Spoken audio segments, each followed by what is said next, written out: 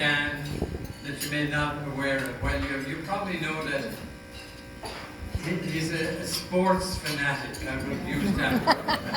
He's a sports fanatic. And I have watched him, it might be the Braves or it might be someone else, at a baseball game. And Dan is reacting to everything that happens. And why didn't you do this? Why didn't you do that? You done so-and-so, you should have did that. And then he'd be, let's say the guy is Mark Antonio or something. He would tell you who his wife was, how many children he had, where he came from, who he was married to, and he would know if they were divorced and remarried. He had the most phenomenal knowledge over and above their skills with a baseball bat. And that was true of watching baseball for Dan was a kind of a world all in itself. You could come and sit down next to him and he wouldn't even know you were there. He'd be so engrossed in the game, you know. Talking about baseball, as you know, you've when it's reported in the newspaper, it's a code all its own. At bats, batting average, OBP, bats on base. R is very simple, it's runs. R is for runs. RBI, runs batted in. H is for hits. 2B is a double. 3B is a triple. HR is a home run.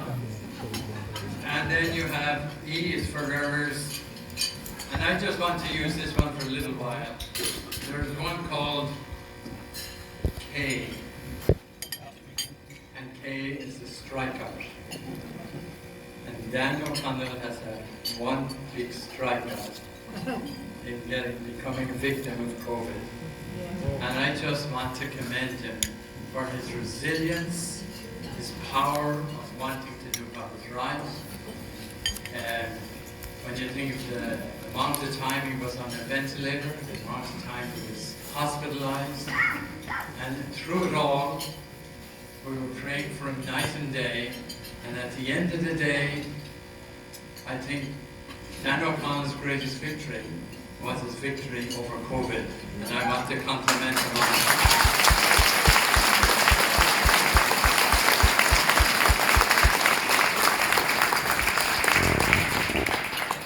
Also in baseball, there's an OBP, on base. Dan O'Connell has been on base with the church, with his priesthood, with the people he served, and my observations from afar, those times I would meet him in his rectory or have visitation in his home, was his sensitivity to those who were ill. He had a great sense of taking care of the sick. And if there's any one element you would like to find in a priest, it is heart. It is precisely that. And Dan O'Connell had that sensitivity when he was needed by the sick, when he went to visit the sick, and he kept constant contact with them, even when they came out of the hospital. And so, that's the treasure that he was to the communities in which he served. And I want to kind of officially recognize it as one of his great attributes.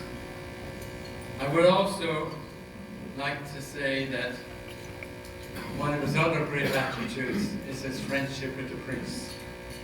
Dan O'Connell is a priest. He always welcomes them. He has a good time with them. I think a later speaker might talk about his golfing prowess, but that's not for me to say here.